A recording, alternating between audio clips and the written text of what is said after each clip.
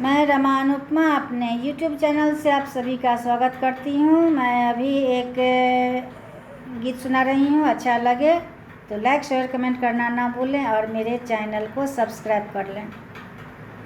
घर पछुअर बामे लंग के रगचिया लंग फूलाए आधी रातिए।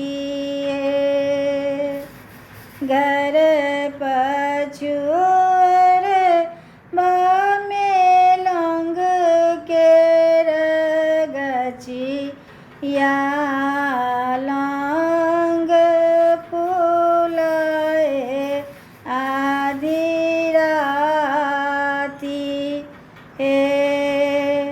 लंग बीच चल लनी से सीता बेटी हाथ चंगेरी मुख पाना है। लंग बीच चल लनी से सीता बेटी हाथ चंगेरी मुख पाना है। घर बाचरल आबे रामचंद्र दुल्हा धाये लेलन अचरा के खूंट। घर बाचरल आबे रामचंद्र दुल्हा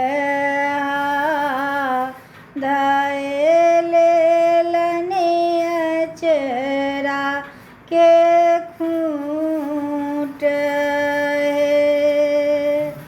छोरू छोरू आहे प्रभु हमारो आचरबा बाबा घर के हम कुमारी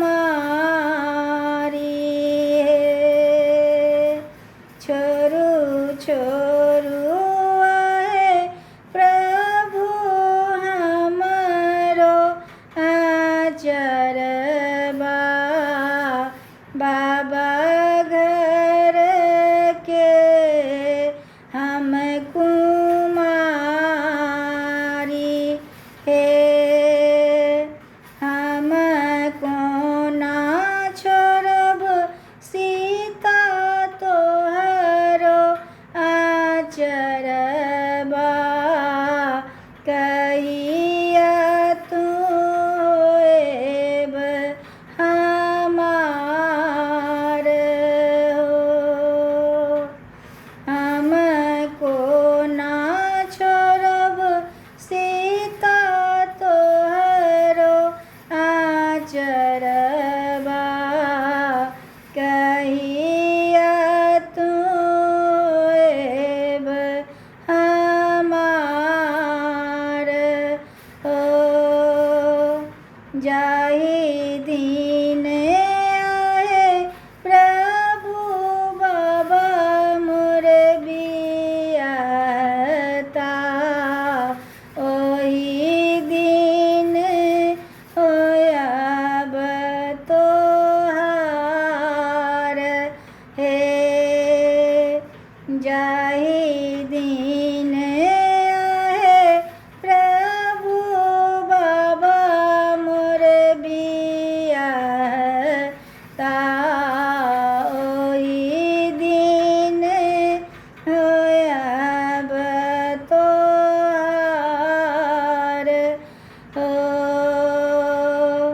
घर पछुअर बामे लंग के रगचिया लंग फूलाए आधी